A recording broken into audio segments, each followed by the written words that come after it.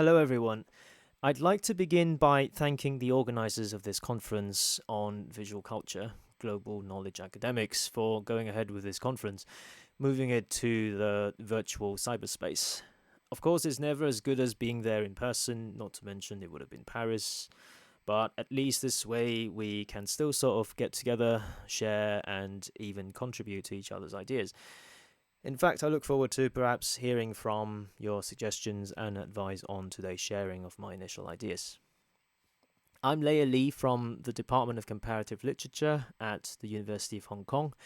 I got my PhD in film studies in 2017 with a thesis on thinking about film narration, spectatorship, and even film theory using the concept of time travel, the ability to travel across time. The paper I'm giving here today is about filmic portrayals of death, so it may seem at first glance that it's not relevant to the timey-wimey time travel stuff, not so obscure Doctor reference there, but let me start off by giving you a scenario. Imagine you have the ability to see into the future, and you see that you're going to be hit by a car and die tomorrow. Knock on wood. Assuming you don't fancy dying so soon, there's actually a very easy solution.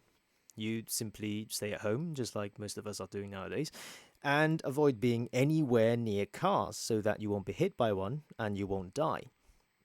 However, the opposite of what I just said is what I'm interested in today.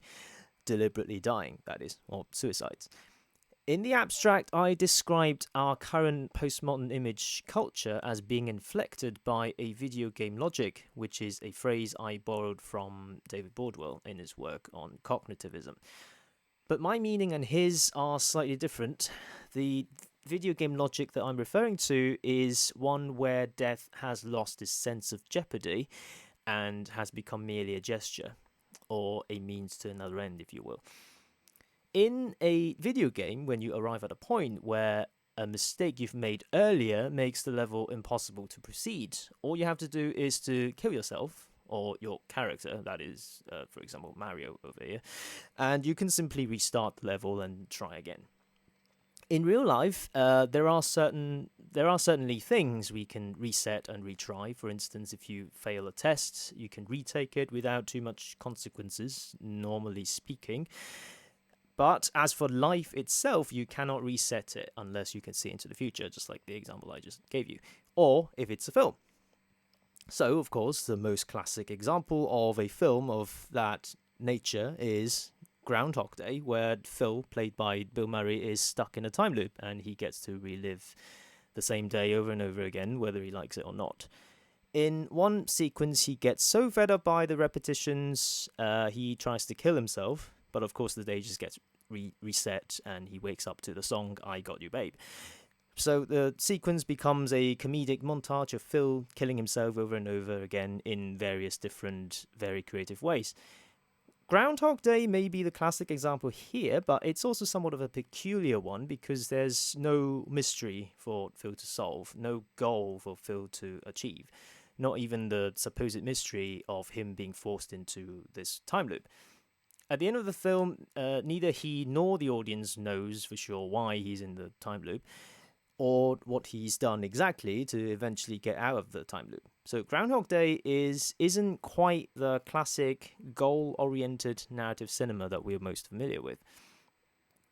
Meanwhile, newer films that were clearly inspired by Groundhog Day followed this goal-oriented formula quite closely.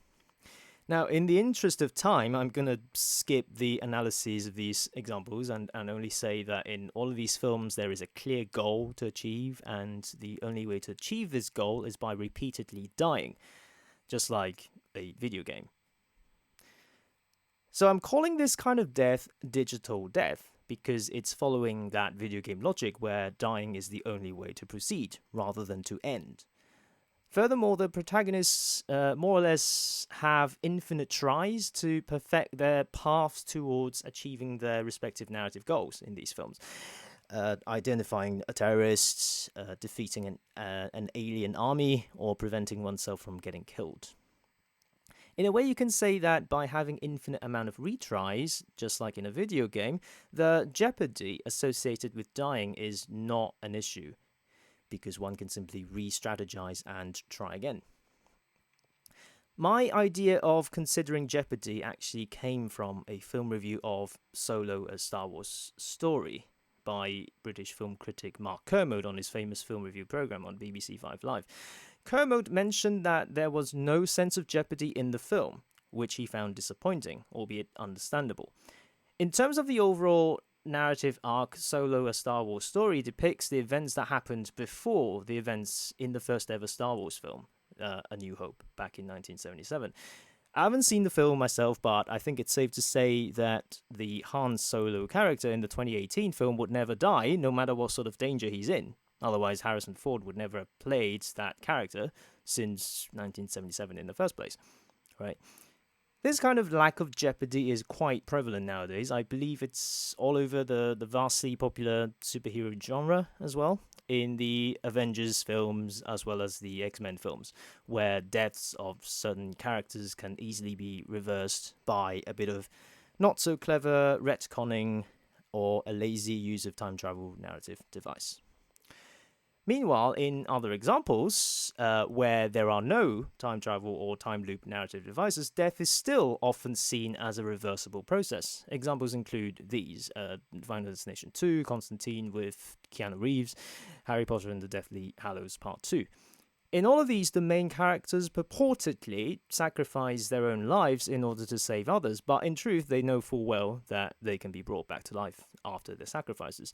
So it does beg the question whether the meaning of the word sacrifice has changed when our image culture has become more and more inflected by this so-called video game logic, and that death has evolved and entered into the digital world, a world where you are afforded with functions such as backups and restores, making jeopardy much less of an issue.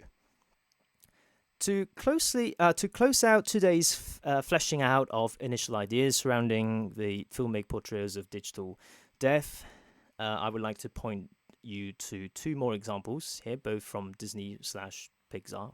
One of them is Pixar, the other isn't, but you know what I mean. At the end of each of these films, there is a character who is a robot dying. From these examples, we get to see digital death upon the digital itself because they're robots, right? And these examples will help us understand more of the digital nature of the digital death. So in WALL-E, Earth is inhabitable because of all the wastes, so all of humanity is now living on a floating, self-sustaining spaceship. And at the climax, basically WALL-E saves all of humanity on the spaceship, but in the process he's fatally injured, or broken beyond repair, as it were, because he's a robot.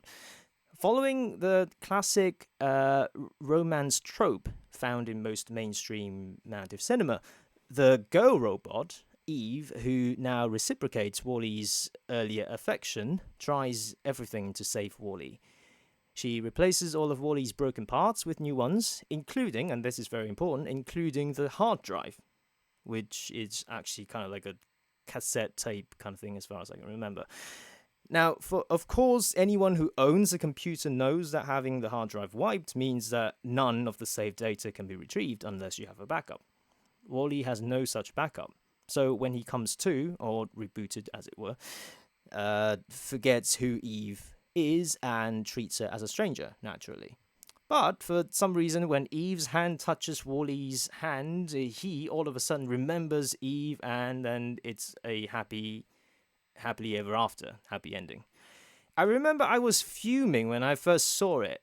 Not that I'm a cold-hearted person, but not only does it make no sense whatsoever to have a wiped hard drive miraculously recall its deleted memory, this lazily convenient happy ending, I contend, ruins the message of environmental conservation that the film undoubtedly is trying to convey to its target younger audience.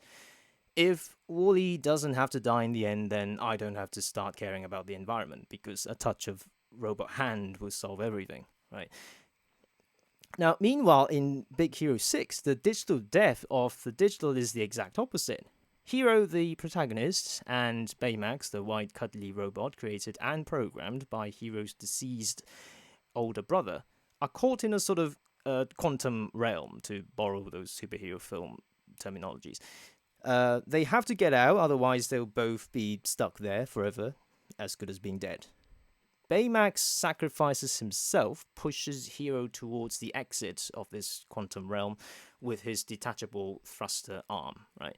While that reaction force, because you have action, reaction, basic physics, the reaction force of that thrust pushes Baymax back in the opposite direction, pushing him deep into the quantum realm, implying that he will be stuck there forever, i.e., dying. So Hero is saved, but Baymax is gone.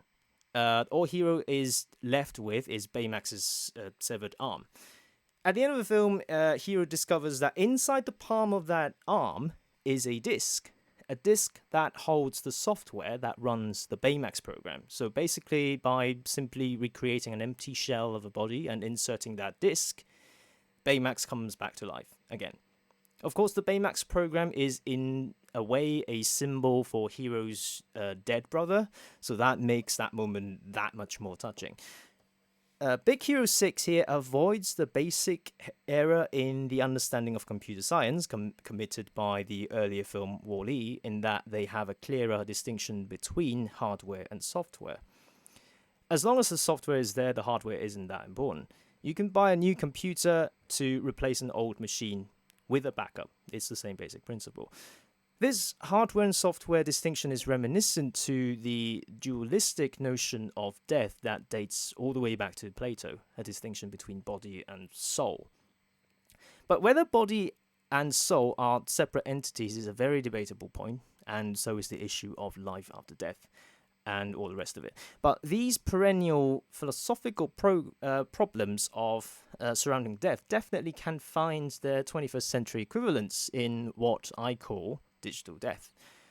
Now, originally I planned on making some more commentaries on digital death and how video game logic has apparently seeped into young people's minds today as it's reflected by a lot of their behaviors, blah, blah, blah. But I'm afraid I'll have to leave that for another day because I think I'm already 2 and a bit minutes over the imposed limit. So, thank you very much for listening.